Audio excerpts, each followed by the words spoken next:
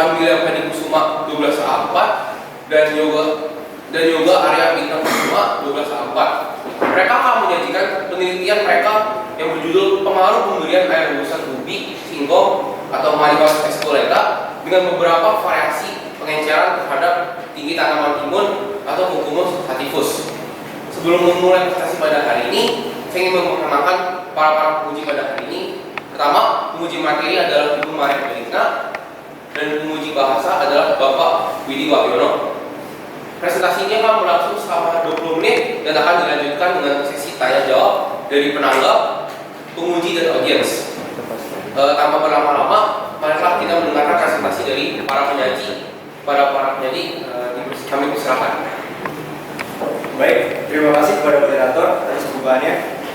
Selamat siang, Bapak Widi selaku guru penguji bahasa, Ibu Wina selaku penguji materi, dan juga Bapak Ibu yang hadir pada ruangan ini serta teman-teman semua. Kami dari kelompok penelitian research paper 26 akan menjelaskan pengaruh pemberian air rebusan ubi singkong atau Marijuana esculenta dengan beberapa variasi pengenceran terhadap tinggi tanaman timun atau Cucumis sativus.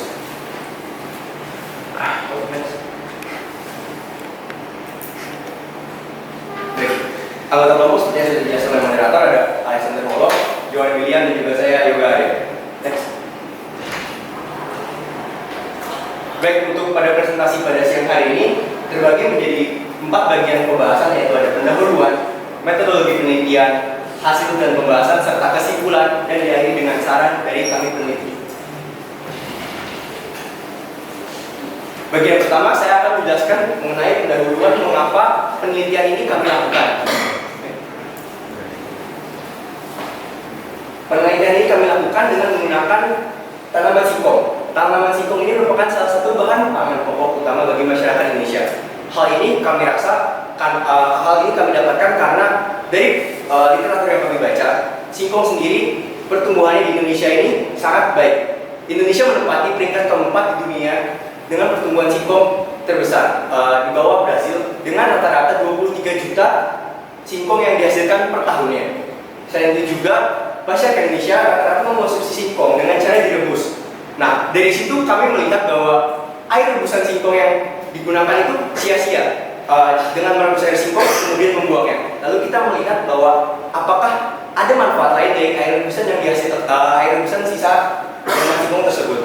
Selanjutnya kami akan menguji pengaruh pemberian air rebusan singkong tadi dengan tanaman timun dengan melihat pertumbuhan tinggi tanaman itu sendiri selama kurang lebih penelitian 10 hari. Tanaman singkong sendiri kami pilih karena tanaman singkong ini mudah untuk tumbuh dan tidak terlalu banyak membutuhkan spesifik kebutuhannya dalam pertumbuhannya. Tujuan penelitian ini, kami peneliti memiliki tujuan untuk mengetahui adakah dampak dari penggunaan air rebusan singkong dengan melakukan beberapa variasi pengenceran, yaitu 37%, 50%, dan juga 67%. Nah, dari variasi pengenceran tersebut, kami melihat apakah variasi manakah yang berpengaruh lebih baik terhadap pertumbuhan tinggi tanaman timun itu sendiri. Lalu untuk perumusan masalah yang kami peneliti lakukan dalam penelitian kali ini, yaitu yang pertama, apakah pemberian air rebusan singkong ini berpengaruh terhadap pertumbuhan tinggi tanaman timun, ataukah sebaliknya justru malah mematikan tanaman itu sendiri. Dan itu selanjutnya yang kedua, apakah bagaimanakah hubungan kadar air rebusan singkong terhadap pertumbuhan tinggi tanaman timun, seperti yang sudah saya jelaskan mengenai variasi pengenceran yang kami lakukan. Nah, selanjutnya adalah dasar teori mengenai pertumbuhan perkembangan biji dan juga tanaman timun. Next. Untuk pertumbuhan dan juga perkembangan sendiri merupakan sebuah proses yang pastinya dialami oleh semua makhluk hidup yang ada di bumi ini. Namun antara pertumbuhan dan juga perkembangan ini merupakan sesuatu yang berbeda, di mana pertumbuhan atau growth yaitu melihat sesuatu dengan secara kuantitatif atau bisa dilihat pertumbuhannya itu sendiri terus-menerus, yaitu dan juga pertumbuhan sendiri tidak reversible atau setelah bertumbuh tidak dapat kembali lagi ke bagian awalnya. Sementara untuk perkembangan itu sendiri merupakan proses yang terjadi secara fisiologis. Selain itu juga perkembangan dilihat dengan satuan angka atau kualitatif. Lalu untuk biji, karena kami menggunakan biji tanaman timun, lalu kami menyertakan biji dalam landasan teori kami, yaitu biji adalah alat reproduksi yang dihasilkan oleh tumbuhan untuk dapat bertahan hidup, untuk dapat menjaga kelangsungan hidup materi genetik suatu tanaman. Selain itu juga biji dari itu terbagi menjadi dua, ada biji monokotil dan juga dikotil, yaitu berkeping 1 maupun berkeping 2. Lalu untuk timun itu sendiri, sebagai pengenalan, timun itu adalah salah satu tumbuhan tanaman labu-labuan yang berasal dari India di lereng Gunung Himalaya. Seperti lihat di gambar, timun sendiri sudah ada sejak tahun 1700. Nah, timun Indonesia ini banyak tumbuh di dataran rendah. Pada tahun 1991, daerah sebaran timun ini cukup meluas di Indonesia, yaitu ada di daerah Aceh, Malang, dan juga Jawa Timur, Jawa Tengah, maupun Jawa Barat. Lalu untuk kandungan dalam timun, dalam 100 gram timun ini terdapat vitamin dan mineral yang terdiri dari kalori, protein, pati, karbohidrat, fosfor, zat besi, tianin, riboflavin, zodium, niacin, abu asam, vitamin A, vitamin B1, dan vitamin B2. Bisa dilihat seperti di layar. Lalu untuk faktor eksternal, apa saja yang mempengaruhi pertumbuhan tanaman timun itu sendiri terbagi menjadi 4 bagian, yaitu nutrisi, cahaya matahari, suhu, dan juga kelembapan. Untuk nutrisi sendiri itu didapatkan dari tanaman timun ketika diberikan oleh air agar tanaman tersebut bisa tumbuh. Selanjutnya untuk cahaya matahari, sendiri yang dapat tanaman timun toleransi itu mengalami penyinaran cahaya matahari 8 sampai 10 jam per harinya. Sementara untuk suhu sendiri, dalam penanamannya dibutuhkan suhu yang baik untuk pertumbuhan tinggi tanaman timun itu sendiri sekitar 25 sampai 35 derajat Celcius. Serta untuk kelembapan di sini dipengaruhi oleh curah hujan sekitar 240 sampai 420 mili per tahunnya. Untuk bagian selanjutnya, bagian metodologi penelitian akan dijelaskan oleh teman saya Johan William. Kemudian untuk bagian selanjutnya saya akan menjelaskan mengenai metodologi dari penelitian yang telah kami lakukan. Ya, pertama saya akan menjelaskan mengenai jenis dan desain dari penelitian ini. Penelitian kami sendiri itu dilakukan termasuk kategori problem based karena kami mencari solusi untuk masalah air singkong yang telah disebutkan oleh Yoga sebelumnya. Kemudian penelitian ini adalah penelitian deskriptif dengan pendekatan kuantitatif. Kemudian secara garis besar ini adalah desain atau skema dari penelitian kami, di mana kami membaginya menjadi 4 tahapan besar, yaitu tahapan penyiapan, penyemaian, perlakuan, dan juga pengolahan. Di tahapan penyiapan itu kami melakukan penyiapan alat-alat tambahan, contohnya di sini yaitu peralatan dari air singkong. Kemudian penyemaian, di tahap penyemaian ini kami menaruh 2-3 biji timun dalam satu pot. Kemudian dilakukan seleksi pada tanaman timun yang telah dilakukan di tahap penyemaian menjadi 1 biji timun pada setiap pot. Nah, di sini kami akan melakukan perlakuan, dan kemudian setelah tahap perlakuan akan dilakukan tahap pengolahan, di mana kami melakukan analisis dari data yang telah kami gabungkan, dan kemudian ada batasan masalah dari penelitian kami ini bisa dibagi jadi 3, yaitu variabel bebas, variabel kontrol, dan juga variabel terikat. Di mana variabel bebas ini yaitu kadar air mesin singkong yang digunakan saat penyiraman. Nah, variabel kontrolnya yaitu jenis bibit, ukuran pot, lokasi tanam, suhu, kelembapan, jenis tanah, pupuk, waktu dan dosis penyiraman, dan jangka waktu penyinaran. Kemudian ada variabel terikat, di mana kami mengukur tinggi dari tanaman timun. Kemudian selanjutnya saya akan menjelaskan mengenai sampel dari penelitian. Nah, sampel dari penelitian kami ini dapat dibagi menjadi 4 kelompok perlakuan, di mana 3 itu adalah kelompok perlakuan, dan yang terakhir yaitu kelompok kontrol yang tidak mendapatkan perlakuan.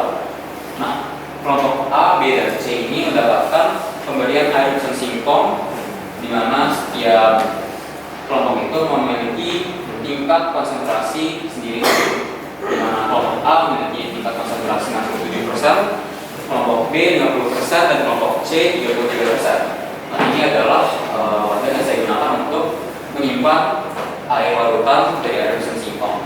Kemudian ini adalah sampel penelitian di mana ada kelompok A, B, C, dan juga D.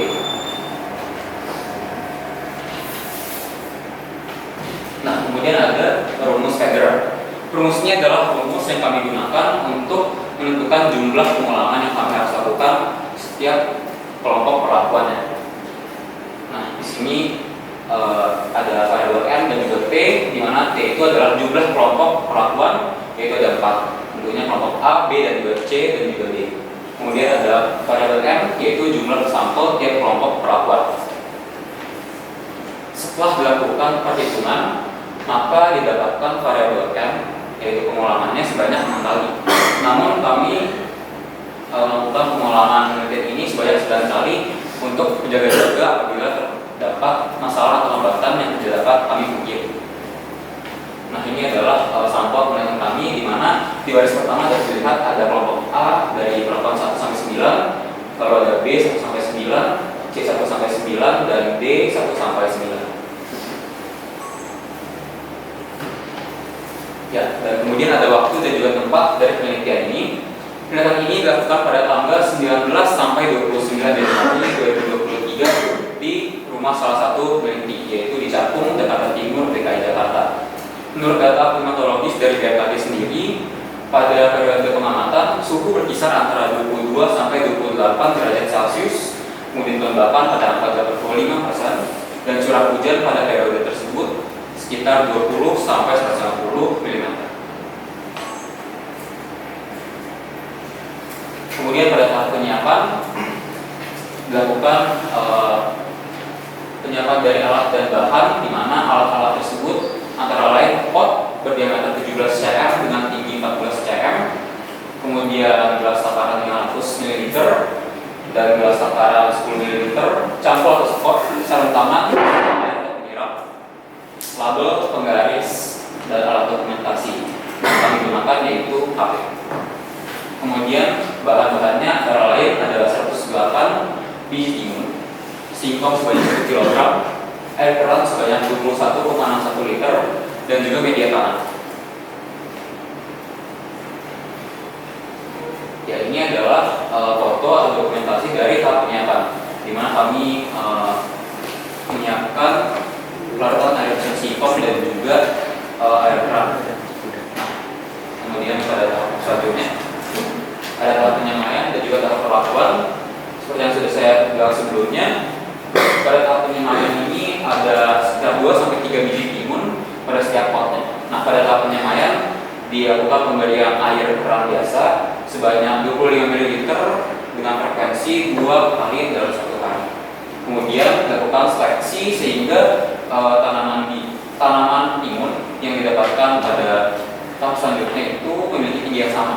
Nah, pada seleksi ini dihasilkan satu pot memiliki 1 biji timun. Kemudian pada tahap perlakuan ini kami memberi sebanyak 25 ml air keran dengan frekuensi 2 kali sehari, dan juga pemberian air rebusan singkong sebanyak 10 ml dengan frekuensi 1 kali setiap hari. Ya, kemudian ada juga metode perolahan data yang kami lakukan pada setiap akhir dari masa perlakuan. Nah, metode perolahan data yang kami gunakan yaitu menggunakan penggaris, di mana kami mengukur tinggi dari setiap tanaman sampel. Ya, kemudian ada metode pengolahan data, di mana pada tahap analisis ini kami menggunakan perangkat lunak Microsoft Excel. Kemudian kami menggunakan fungsi average untuk menentukan tinggi rata-rata dari setiap kelompok perlakuan pada setiap harinya, yaitu dari hari ke-5 sampai hari ke-10 pada tahap perlakuan. Kemudian data rata-rata diolah menjadi sebuah grafik data seperti ini, yang menunjukkan diagram pertumbuhan tinggi rata-rata dari tanaman sampel. Kemudian untuk bagian selanjutnya akan diteruskan oleh saya Paul. Pemaparannya mengenai metodologi penelitian. Baiklah, sekarang saya ulang untuk menjelaskan mengenai hasil dan pembahasan dari penelitian kami. Next. Baik, Dan di sini kami sudah menjadikan hasil penelitian kami, di mana pada gambar yang sebelah kiri ada perbandingan salah satu sampel dari keempat kelompok perlakuan. Dari kiri ke kanan ada kelompok perlakuan A, B, C, dan D. Dan A memiliki tingkat pengajaran 67%, B dengan 50%, C dengan 30%, dan D sebagai variabel kontrol kami. Dan kemudian di sini ada tabel mengenai rata-rata pertumbuhan tinggi tanaman timun dari hari kelima sampai ke hari 10. Kita bisa lihat di hari kelima pertumbuhannya masih belum begitu signifikan perbedaannya, rata-ratanya masih kurang lebih sama, 7,6, 7,4, 7,4, 7,5. Di hari ke-6 pun masih sama, masih belum ada perbedaan yang cukup jauh yang bisa digunakan untuk menentukan signifikan atau tidaknya. Tapi pada hari ke-7 kita bisa melihat mulai adanya perbedaan data yang sangat signifikan, di mana variabel A sudah menunjukkan tingkat pertumbuhan tinggi rata dengan 9,6 cm, sementara variabel dan B dan C justru tidak menunjukkan perubahan tinggi yang signifikan, yaitu hanya 9 cm, dan variabel kontrolnya yaitu D dengan 9,2 cm. Pola yang sama berulang untuk hari ke-8, hari ke-9 sampai hari ke-10. Next. Di sini kami juga menjadikan diagram batang pertumbuhan tinggi rata tanaman timun agar para hadirin bisa lebih mudah melihat dan memahami paparan kami sebelumnya. Di sini bisa dilihat bahwa mulai hari ke-7 hingga hari ke-10 tinggi tanaman pada kelompok perlakuan A yang merupakan batang biru jauh lebih tinggi dibandingkan dengan baik dengan variabel perlakuan B dan C maupun dengan variabel kontrol yang warna kuning atau kelompok D. Next. Maaf, aku sama dulu. Baiklah, pembahasan. Dari ketiga fasilitas perlakuan, kelompok A memiliki tingkat pertumbuhan tinggi rata tanaman timun yang paling baik. Hal ini dikarenakan adanya kandungan amino atau zat pati yang ada di dalam air rebusan bumi singkong, dan kemudian kami aplikasikan kepada tanaman timun. Juga karena kelompok A ini memiliki tingkat konsentrasi pahit tinggi yaitu 67%, maka secara langsung juga kandungan zat pati yang dimilikinya jauh lebih baik dibandingkan dengan variabel perlakuan yang lainnya. Kemudian pada tanaman timun yang diberi perlakuan dengan konsentrasi 67% atau kelompok perlakuan A yang berbeda dengan tanaman timun tanpa perlakuan atau variabel kontrol. Seperti tadi kita bisa lihat bahwa tingginya jauh lebih tinggi kelompok perlakuan A daripada kelompok perlakuan D. Kemudian hal ini disebabkan kandungan amino di dalam air rebusan bumi singkong belum mampu mendukung pertumbuhan tinggi pada kelompok B dan C. Jadi kami menduga bahwa ada semacam batasan mengenai apakah air rebusan bumi singkong yang diaplikasikan akan memberikan respon berupa pertumbuhan tinggi yang signifikan atau tidak. Dan pada kelompok B dan C kami merasa bahwa batasan tersebut belum tercapai sehingga belum menimbulkan hasil pertumbuhan yang lebih signifikan. Tapi pada variabel A dengan 60% konsentrasinya sudah menimbulkan perubahan respon tinggi yang lebih baik. Kemudian perbedaan pertumbuhan tinggi mulai terjadi sejak hari ke-7. Hal ini dapat diartikan bahwa tanaman timun mulai aktif memanfaatkan kandungan rebusan air singkong sejak hari ke-7. Oleh karena itu, jika penelitian berikutnya atau penelitian yang lain ingin melakukan perlakuan terhadap tanaman timun, akan lebih baik jika perlakuan mulai dilakukan sejak sebelum hari ke-7, karena pada hari ke-7 tanaman sudah mulai menggunakan nutrisi yang diaplikasikan. Next. Dan kemudian kesimpulan dan saran dari penelitian kali ini. Next. Yang pertama, air rebusan singkong mengandung zat pati.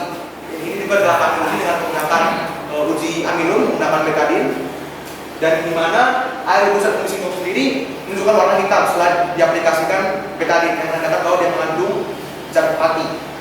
Kemudian yang kedua, konsentrasi air rebusan bumi singkong 67% memiliki pertumbuhan tinggi tanaman yang paling baik.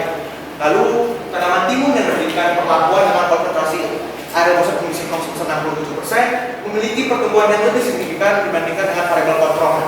Kemudian perbedaan pertumbuhan tinggi tanaman timun mulai terlihat sejak hari ke-7 hingga hari ke-10. Next. Baiklah, ini adalah saran dari penelitian kali ini. Untuk percobaan berikutnya perlu dilakukan dengan konsentrasi yang lebih tinggi dan lebih bervariasi. Seperti saya paparkan sebelumnya bahwa tanaman timun ini memiliki batasan di mana apakah dia akan respon dengan pertumbuhan dengan baik atau tidak. Oleh karena itu kami menyarankan agar percobaan berikutnya memiliki konsentrasi yang lebih tinggi dan lebih bervariasi agar kita menemukan di mana sebenarnya batasan dari respon tanaman timun sendiri. Kemudian yang kedua, perlu dilakukan penelitian terhadap tanaman lain. Kami menyarankan agar penelitian ini tidak dilakukan hanya pada tanaman timun saja, tetapi juga pada komoditas pangan lain seperti tomat, cabai, dan juga mungkin padi untuk meningkatkan hasil produksi dan pertumbuhan tingginya. Kemudian yang ketiga, melalui penelitian ini kami mengharapkan adanya perubahan pola perilaku dan juga dimulai dari perubahan mindset atau pola pikir kita semua bahwa air berkurang singkong ini bukanlah limbah dari pengolahan singkong, melainkan merupakan byproduct atau hasil sampingan dari pengolahan singkong. Oleh karena itu, kita harus berusaha untuk menemukan manfaat-manfaat yang lain yang bisa kita temukan dari hasil sampingan tersebut. Dan kemudian ketika nantinya kita bisa menemukan manfaat yang lebih banyak, tentunya pasti akan lebih banyak orang yang menggunakan atau memanfaatkan air rebusan singkong ini untuk tujuan yang lain, untuk meningkatkan hasil produksi dan juga meningkatkan pertumbuhan tinggi tanamannya. Oleh karena itu nantinya akan muncul demand atau kebutuhan akan tanaman singkong lebih tinggi dan pada akhirnya akan menciptakan stabilitas pangan nasional. Baiklah, kurang lebih sekian dari presentasi kelompok RP26. Terima kasih.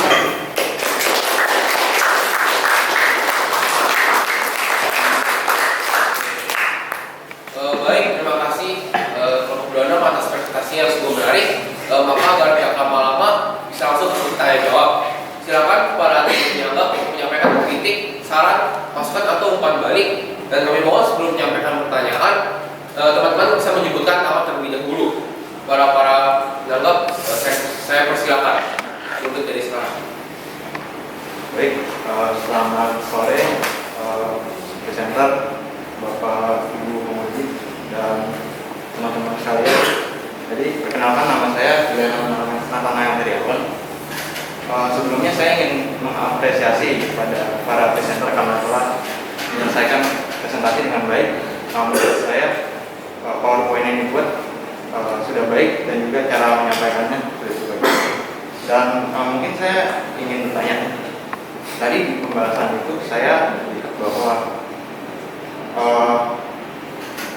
yang memiliki pertumbuhan paling tinggi itu karena ada kandungan amilum. Nah ini saya ingin bertanya, apakah di luar variabel-variabel lain, apakah amilum merupakan komponen yang sangat mempengaruhi atau paling mempengaruhi terhadap pertumbuhan tinggi tanaman?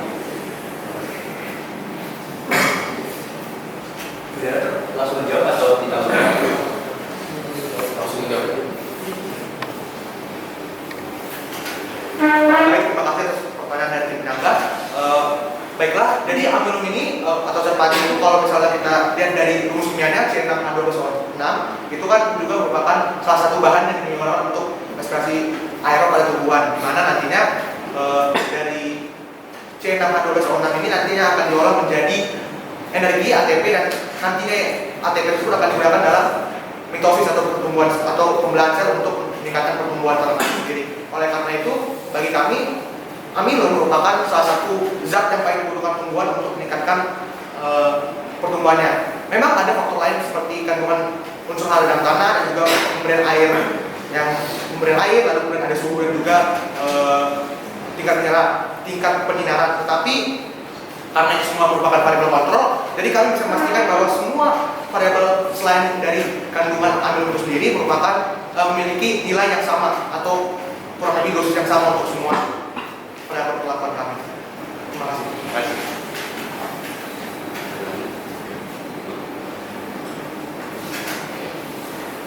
Terima kasih atas kesempatan moderator yang kalian yang telah memberikan kepada kami menanggap.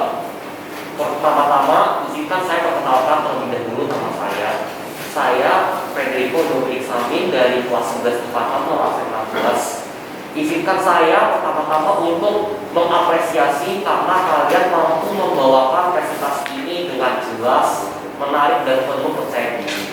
Namun masih ada beberapa hal yang bagi saya sedikit mengganjal. Pertama-tama adalah mengenai hasil pengalamannya.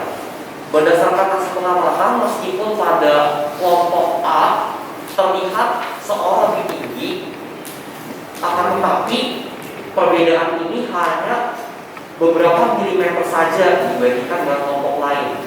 Apakah perbedaan ketinggian ini menurut kalian dapat dinyatakan dengan lebih signifikan lagi?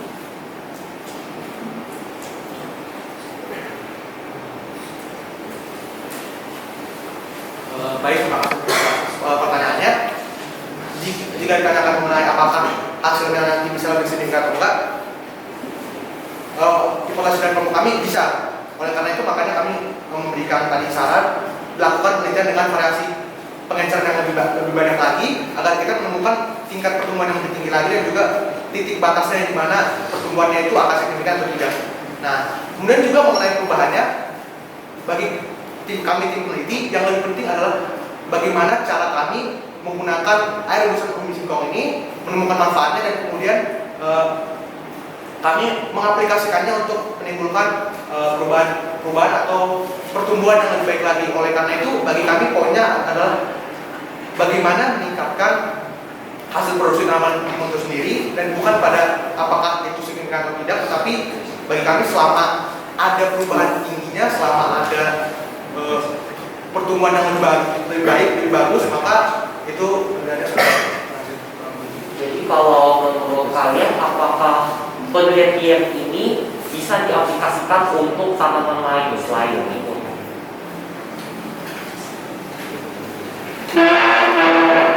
Menurut kami, saya harus menurut kami tanaman-tanaman lain itu memiliki jaringan atau struktur dasar yang sama dengan tanaman timun. Nah, oleh karena itu kami cukup yakin bahwa tanaman lain dapat mendapatkan efek yang cukup mirip dengan tanaman timun ketika diberikan air rebusan singkong ini.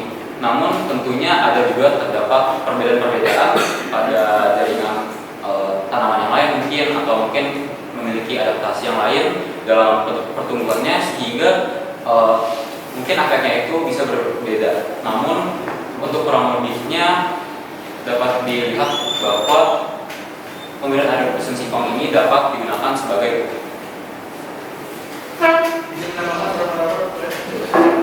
dan juga kebutuhan nutrisi untuk setiap tanaman itu kan berbeda-beda. Karena spesies sudah berbeda, maka pastinya bagaimana mereka membutuhkan nutrisi dan memanfaatkan nutrisi tersebut juga sudah berbeda. Oleh karena itu juga bisa menjadi faktor yang menentukan baik atau tidaknya pengaplikasian ini. Tapi kami bisa menjamin bahwa percobaan ini layak diterapkan pada tanaman-tanaman yang lain. Terima kasih. Apakah dari pendapat pasien tadi? Oke, terima kasih dari para pendapat. Selanjutnya kita akan memulai tanya jawab dengan para penguji. Kita akan mulai dengan penguji materi itu Buben. Saya persilakan. Terima kasih moderator. Selamat siang Bapak Ibu, teman-teman, dan juga khususnya untuk para peneliti. Sekali lagi boleh kita kasih tepuk tangan. Gimana rasanya? Kalian udah selesai melakukan percobaan, terus kalian buat laporan, dan sekarang kalian udah presentasi, perasaannya gimana? Mungkin saya boleh menjawab. Perasaan dari kami terutama saya sendiri.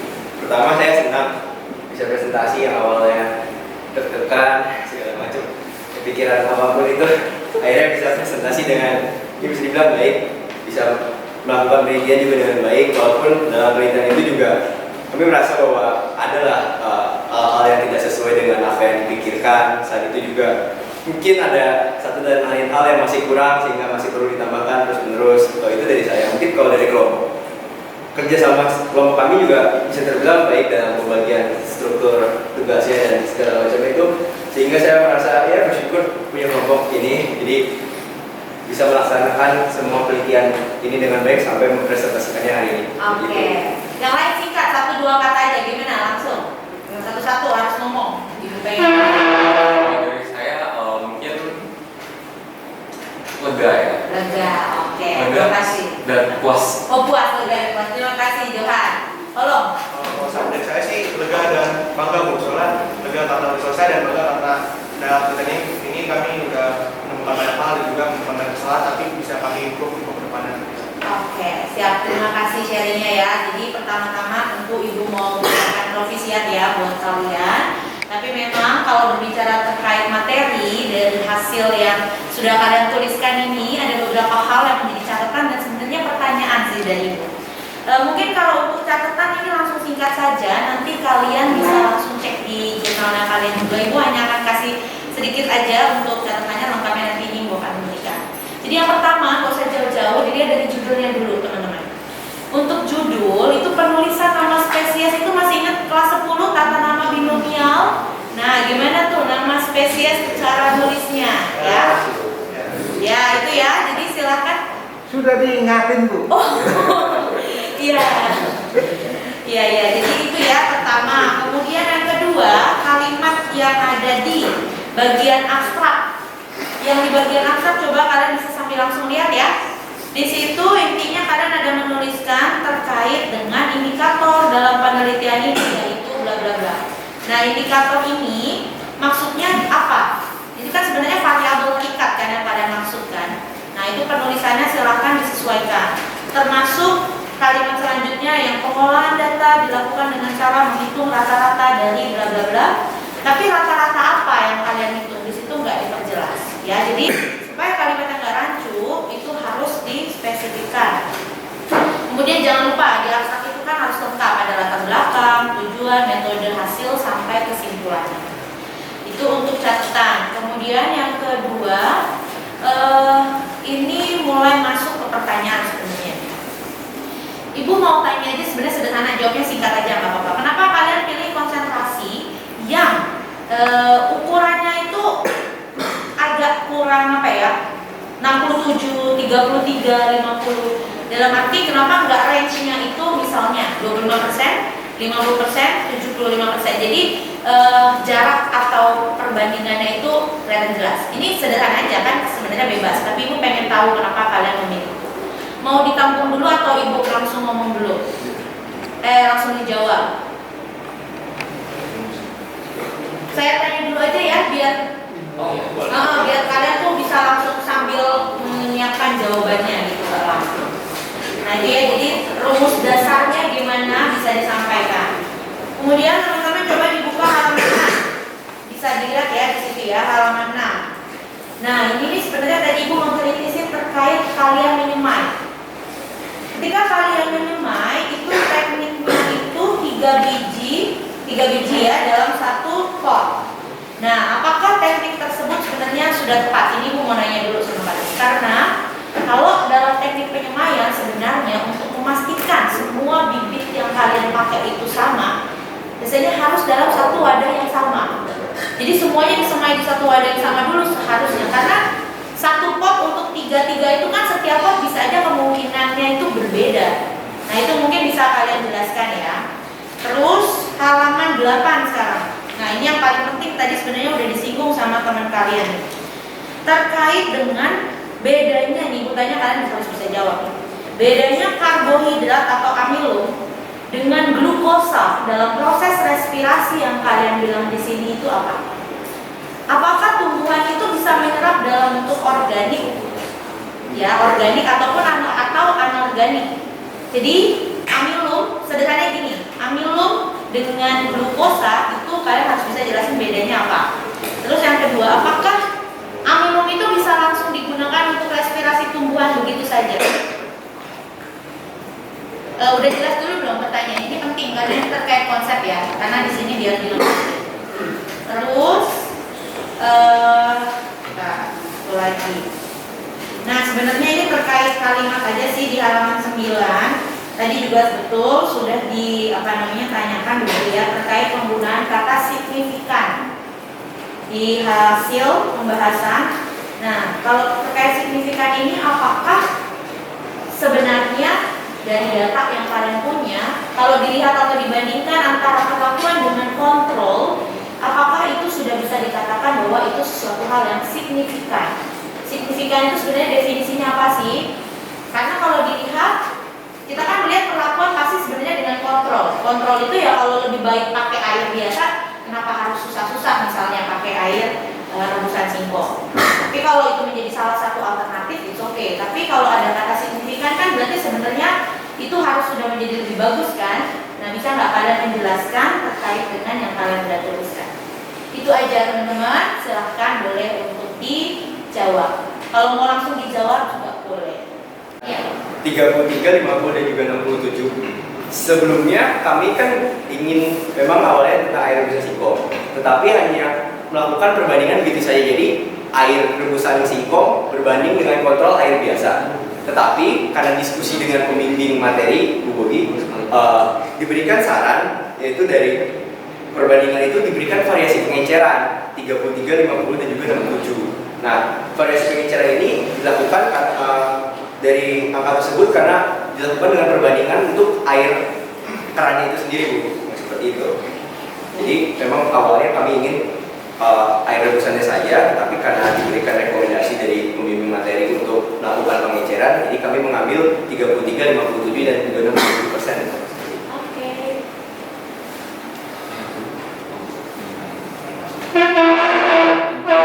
Pertanyaan dari gue yang kedua yaitu mengenai penyamaian. Ya. Nah itu sebenarnya jujur saja itu karena keterbatasan tempatnya itu sendiri. Jadi kami harus menggunakan pot-pot kecil, di mana kami menggunakan kami memasukkan 3 biji dalam satu pot.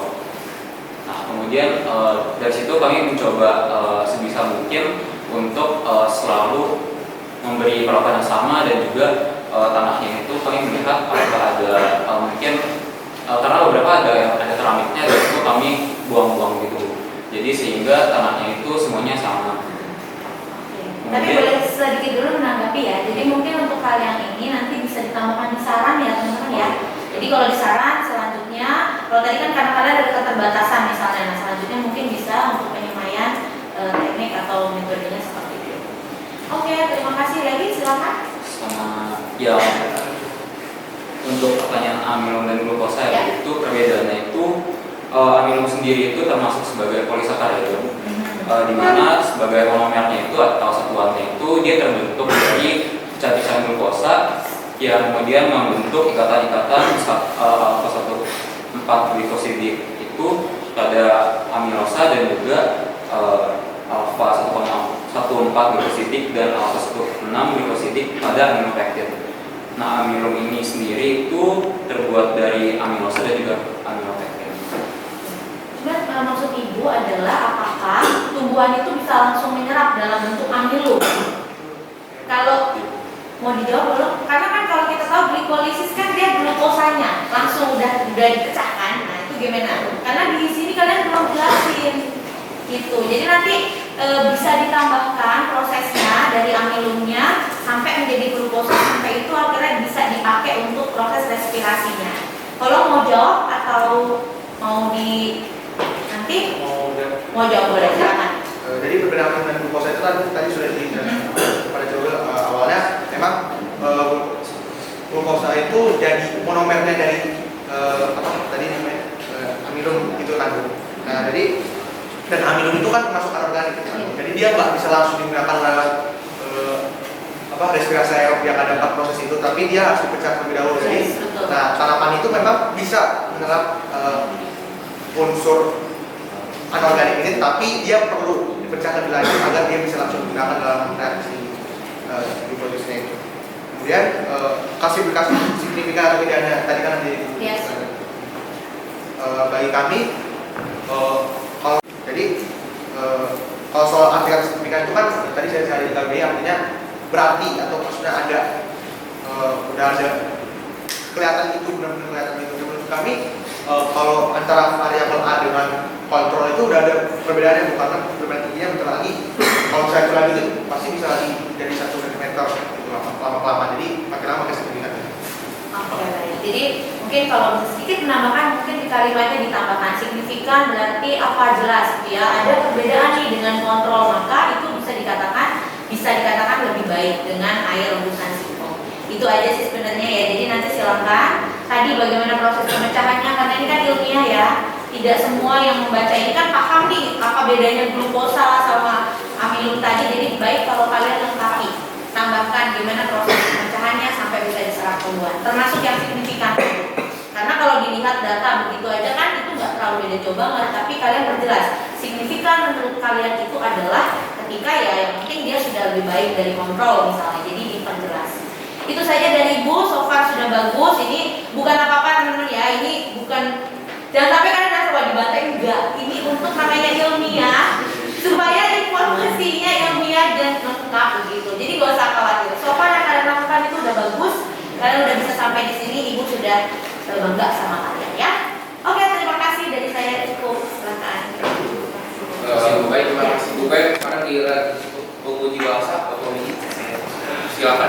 Saya sedikit berbeda supaya Pak Akansir juga berbeda. Iya. Gitu ya. Tadi yang teknis-teknis biologi sudah. Sekarang saya bagian saya bahasa. Informatif saja dulu. Ini dalam daftar pustaka ini yang model apa? Itu yang pertama. Informatif dulu. Nanti dijawab juga. Kemudian yang kedua, ini yang mau dipakai itu catatan kaki atau catatan perut. Dua hal ini, karena dua-duanya itu ada. Apakah memang pada pedoman itu sudah disampaikan tentang penggunaan dua catatan kaki dan catatan perut sekaligus, termasuk bagaimana menuliskan catatan kakinya, dasarnya dari mana? Itu informatif yang kedua. Nah sekarang yang teknis kalian aja, biar kamu tidak nyaman. Rumusan masalahnya itu apa? Dan apakah itu sudah terjawab pada kesimpulan? Lalu setelah itu nanti akan saya tanya buktinya apa di pembahasan. Jadi yang pertama tadi tata cara penulisan, yang kedua rumusan masalahnya apa? Apakah itu sudah terjawab pada simpulan? Lalu mana? Lalu nanti saya akan tanya berikutnya setelah yang kedua hal ini. Itu dulu, terima kasih. Masih pada waktu ya.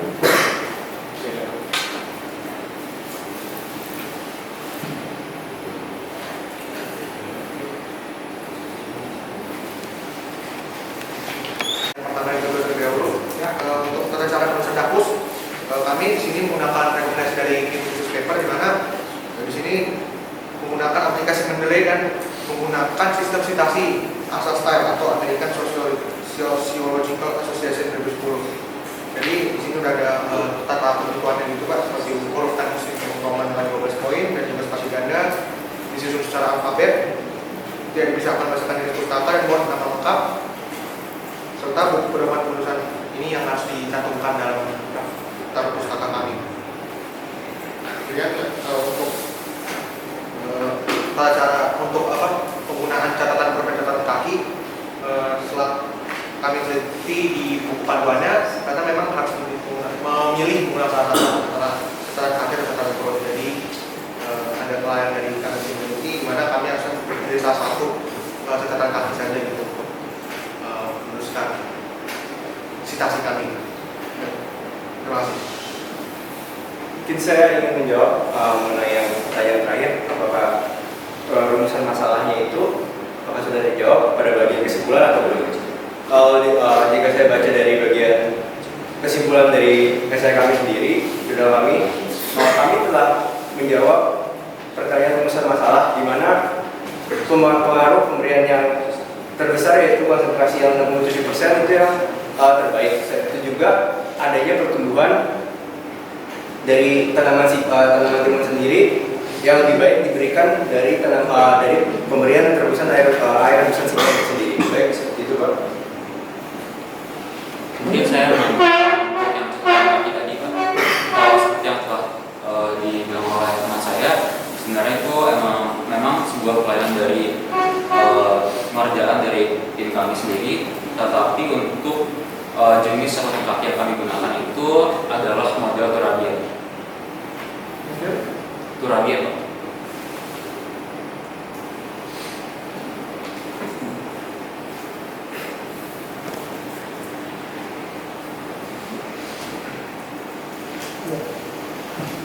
Mungkin saya dibantu bagaimana kamu menuliskan, kan ada hubungannya dari daftar pustaka dan catatan perut itu. Misalnya di halaman 3 itu kan ada misalnya ini Pujiase dan Jati 2021. Itu di halaman berapa kan tidak begitu. Apakah memang dua-duanya nama itu ditulis? Karena kalau saya runut di daftar pustaka itu yang tertulis itu Priyanti Maria Judit dan Pujiase. Nah, bagaimana kamu memilih kalau ini kok malah uji Aceh, karena lihat P ini saya nggak menemukan uji Aceh yang menemukan. Kalau dari sisi urutan penulisannya, nah itu harus sinkron dengan sumbernya. Nah ini sumber yang mana nih di halaman 3? Apakah ada sumber yang lain? Lalu saya mau dibantu di rumusan masalahnya itu gimana? Lalu ada berapa sih rumusan masalah kamu itu? Rumusan masalah mereka ada berapa? Lalu apakah itu masing-masing sudah dijawabkan ke sempurna? Itu saja dulu. Lalu nanti saya tanya di pembahasan. Kristianti sebenarnya yang betul itu Kristi sebagai penulis pertama dan kemudian Maria Indra Kristianti adalah penulis kedua. Nah, untuk rumusan masalah sendiri itu sebenarnya tidak kami cantumkan dalam esai kami, namun kami cantumkan dalam infografis dan juga presentasi kami. Ya, di sini dicantumkan tidak? Di esainya tidak.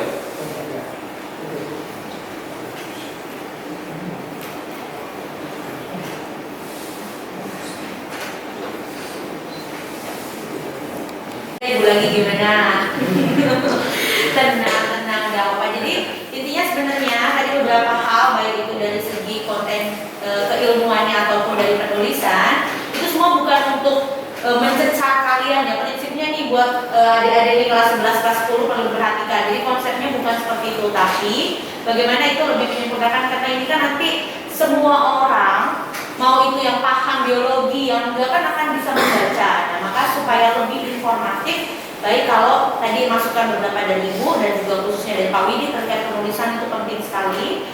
Ya, jadi silakan perhatikan baik. Tapi tadi ya tolong ya, yang Ibu bilang dari tata nama penulisan, kemudian beberapa hal, termasuk sebenarnya rumusan masalah itu tadi yang ditanya Pak Widi, baik harusnya masuk, ada kalian tambahkan ya. Jadi rumusan masalah, tujuan, sama kesimpulan itu adalah satu benang merah, teman-teman. Coba guys lihat sini dulu dong. Nah, jadi itu adalah satu benang merah yang harusnya kalian bisa tampakkan dalam jurnal kalian, sehingga orang baca ketika melihat di abstrak pun, oh rumusan masalahnya ini, tujuannya ini, metodenya menggunakan ini, kemudian hasilnya ini dan kesimpulannya ini. Jadi itu. Maka nanti silakan dilengkapi ya, ditambahkan. Itu saja moderator dari kami. Terima kasih. Terima kasih para penguji yang telah memberikan pertanyaan maupun masukan bagi kelompok program. Selanjutnya para audiens untuk memberikan pertanyaan. Apakah dari audiens ada pertanyaan? Silakan Pak. Mungkin sebelum memberi pertanyaan bisa memperkenalkan diri terlebih dahulu Pak. Memperkenalkan diri juga. Baik, nama saya Sangkan. Ya. Mungkin yang pertama saya kira kita bersyukur bisa di forum ilmiah seperti ini. Biar bagaimanapun ini melatih anak-anak muda ini untuk bagaimana menyampaikan ide secara ilmiah. Dan saya melihat ini suatu ide yang luar biasa. Satu ide yang luar biasa bagaimana memanfaatkan situasi yang ada untuk satu kebaikan di masa depan. Nah, pertanyaan saya, tapi ada juga saran. Pertanyaan saya, kenapa kalian hanya mengambil parameter tinggi tanaman? Ada banyak parameter pertumbuhan tanaman. Luas daun, lingkar batang, bahkan kalau mau spesifik, berat basah, berat kering. Tapi kenapa ini sederhana sekali hanya tinggi tanaman? Itu pertanyaannya. Sarannya, ketika kita melakukan suatu penelitian yang berhubungan dengan tanaman, kita harus betul-betul menguasai yang namanya biomasa tumbuhan. Dari biomasa tumbuhan kita akan mengerti fisiologi, kita akan mengerti anatomi, kita akan mengerti morfologi. Kalau kalian tidak menguasai ini, masuk ke suatu penelitian tentang tumbuhan, maaf, nanti bisa jadi bulan-bulanan. Ya, jadi itu harus dipahami, itu saran. Ya, saran yang kedua, anak-anak muda ini kekompakan kalian saya lihat juga dalam memaparkan luar biasa. Tetaplah kompak, kalian bukan hanya meneliti sampai di sini. Ada banyak yang bisa diteliti untuk masa depan. Silakan dijawab pertanyaannya. Terima kasih moderator.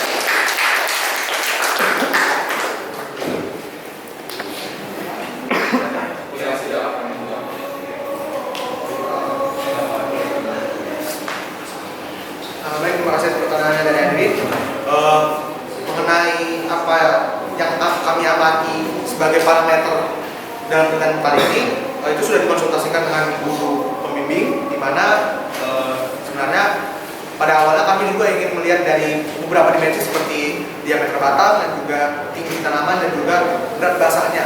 Tapi kemudian dari saran dari pembimbing adalah kami harus memilih salah satu dan sebisa mungkin yang paling ringan atau yang paling mudah untuk dianalisis atau diteliti terlebih dahulu. Oleh karena itu kami memilih tinggi tanaman karena paling mudah dilihat dan juga paling bisa dinilai pertumbuhannya seperti apa. Terima kasih. Tambah dikit lagi ya. Jadi kalian kan tadi jadi susah sekali menjawab pertanyaan beliau itu tadi itu ketika berbicara tentang apakah betul-betul ini signifikan. Karena kalian hanya melihat dari satu sisi. Seandainya sisi yang lain juga ikut, itu sudah terjawab, ya kan? Tapi pun demikian mengobatinya penelitian itu ada penelitian deskriptif, ada penelitian kuantitatif. Jadi deskriptif itu pun bisa kita manfaatkan. Artinya seperti COVID dulu, kalau dikasih vaksin COVID dari 100 orang yang sembuh cuma 3 orang, kenapa nggak kita amankan yang 3 orang? Padahal kalau secara statistik itu tidak signifikan, tidak ada pengaruh yang nyata. Tapi selamatkan 3 orang ini jauh lebih penting daripada kita berbicara tentang apakah berpengaruh nyata atau tidak. Gitu. Ya. Terima kasih Bapak Ibu Guru dan moderator. Terima kasih pertanyaannya. Baiklah, sekarang tibalah kita semua di penghujung acara. Mari kita berikan tepuk tangan yang meriah.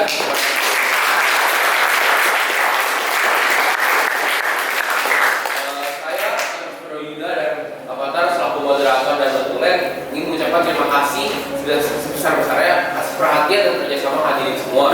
Kami juga mohon maaf apabila ada perkataan maupun perbuatan kami yang kurang berkenan di hati para hadirin selama sesi ini berlangsung. Semoga ilmu yang kita dapatkan dari presentasi ini dapat bermanfaat bagi kami para masa depan kita, dan sampai jumpa lagi di lain kesempatan. Terima kasih.